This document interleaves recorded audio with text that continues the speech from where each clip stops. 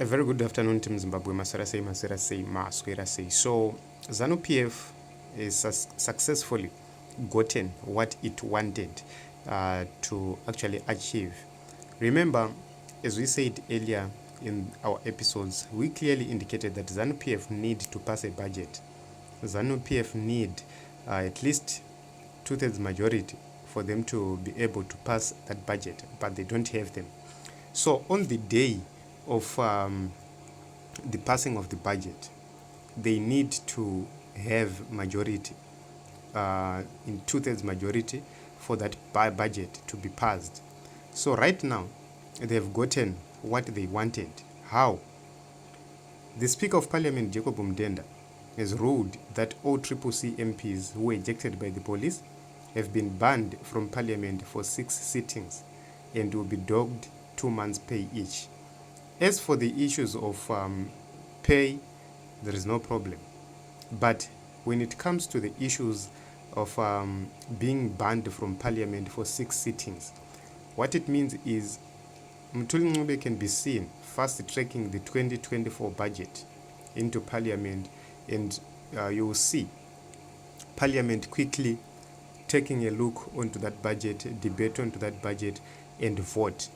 And what is going to happen is that two-thirds is not counted on the number of MPs who were elected to be in Parliament, but it is counted on the number of people who vote during the budget presentation and voting, which means ZANU-PF MPs will be there, they will vote alone, they will vote without the opposition or with just a few MPs from the opposition, and that budget will be passed, and it will be an A for ZANU-PF. So there are so many things which might be included in that budget which needed a robust debate, review, and debate from CCC MPs. But because of this chaos, it means they are going to pass that budget without the opposition checking and balancing it. So that is a very, very, very big problem. Personally, I do not agree with the behavior which the CCC showed or in Parliament, because you continuously give ZANU-PF an upper hand over you. It's either you plan to protest or you do something else. In my view, I believe that there was no need for these MPs to give ZANU-PF a chance to pass this budget. So ZANU-PF, first of all, attacked the 15 MPs, and those 15 MPs, they know for sure that they were going to come back through that court application, because sometimes when you make a court application, the action upon you is suspended and up until a determination is made. That was somewhat strategic. But right now, they're going to be out of Parliament for 6 sittings, which means ZANU-PF is going to do whatever they want to do right now. They're going to pass anything they want to pass within those 6 sittings, which means if there is a critical law which need to be passed by Parliament, they will be passed. Another issue is that if you take a look onto the issue that company, Sovereign Wealth Fund, now Mtapa Investment Fund, Mnangagwa is being taken to court because of that issue. He can bring that issue to court, to Parliament for determination and ratification, and you see Parliament approving it and ratifying it and actually legalizing it, which will be difficult for the opposition to continue fighting that thing. So it is going to be a very interesting moment from now on going forward, Team Zimbabwe.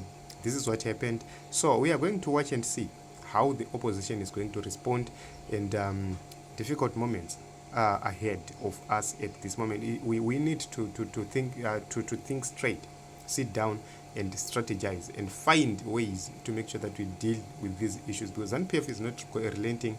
They are actually working against us, which means they will use these tactics for a very long time to make sure that whenever they want to pass a critical law, they do the same things. They eject you from Parliament, they bar you from being in parliament, they pass whatever law they want in your absence, and life goes on like that, which means we are in a season of critical decisions. We are in a season of making informed decisions.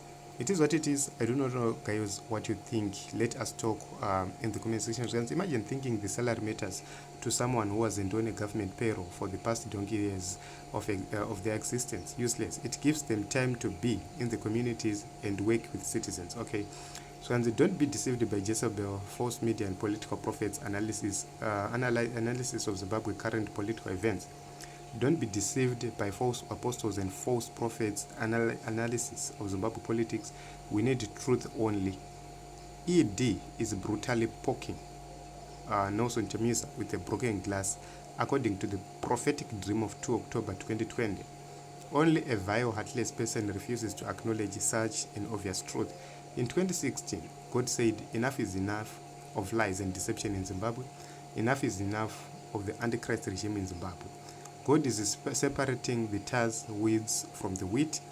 The great awakening is here. The great divide is here. Satanists are being exposed for everyone to see. This is what Apostle Joel said, and this is the prophecy of 2 October 2020. And we will need to do another review of this prophecy. So let us end it here, so that we'll be able to do the review of that prophecy which has been posted by Apostle Joel.